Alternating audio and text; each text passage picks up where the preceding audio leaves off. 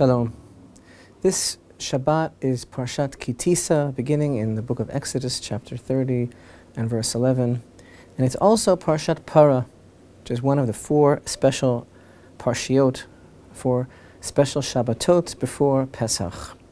This means, the fact that it's a special Shabbat, special Torah reading, it means that in addition to the weekly Torah reading, which is Parashat Ki Tisa, we'll also be reading an additional Torah reading as the maftir, taken from the 19th chapter of the book of Numbers, Parashat Chukat, which is, of course, all about the red heifer.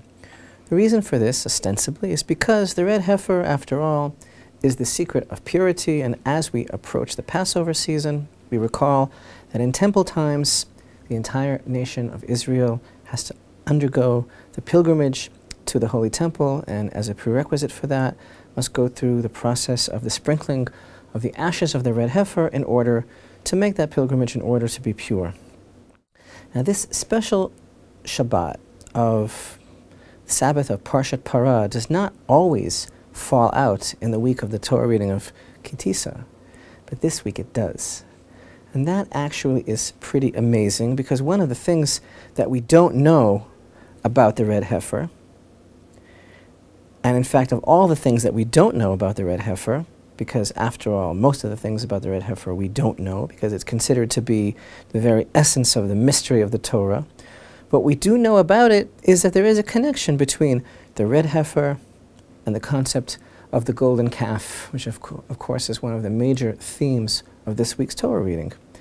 The golden calf somehow brought about a certain spiritual shift, an unraveling, a spiritual unbalancing, brought about into the world the impurity of death. And according to our Holy Torah, the red heifer is the only antidote to this condition. Of course, a heifer is mother to a calf. And in the words of our sages, God decreed, "Let the mother come and clean up the mess made by her child."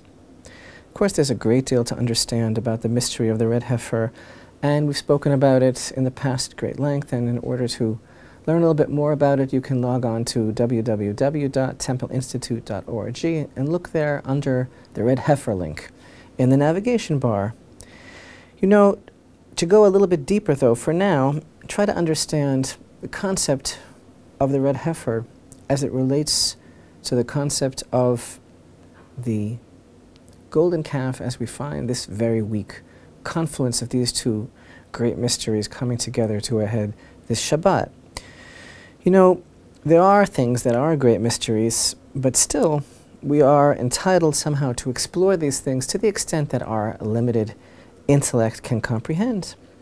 And what is it really about the golden calf that bespeaks death? Essentially here the idea is that true life, without the falsehood of imagery, cannot be contained. It's without borders. It's limitless, but finality, containment, selfishness wrapped around expectations of things as we would like them to be, as they have to be according to my way, how I want something and when I want it, things that are corporeal, and things that give substance to that which is beyond all limitation, is actually the impurity of death. When the false vision of what we thought this world was all about explodes in our face, that is the impurity of death. And the red heifer comes to fix all of that. It's the secret of purity precisely because we are told in advance that we'll never understand it completely. So how do you feel about that? Does that rile you? Does it make you bristle to be told that you'll not be as smart as God ever? The truth is that thinking that we're just as smart as God is what brings about impurity, and actually what makes us die. And there are things in this world that are unknowable and even unspeakable. And to be able to deal with that, to be able to admit that there are things that we will never know and never understand, it's a question of humility, and maybe we could say knowing our place in the grand scheme of things.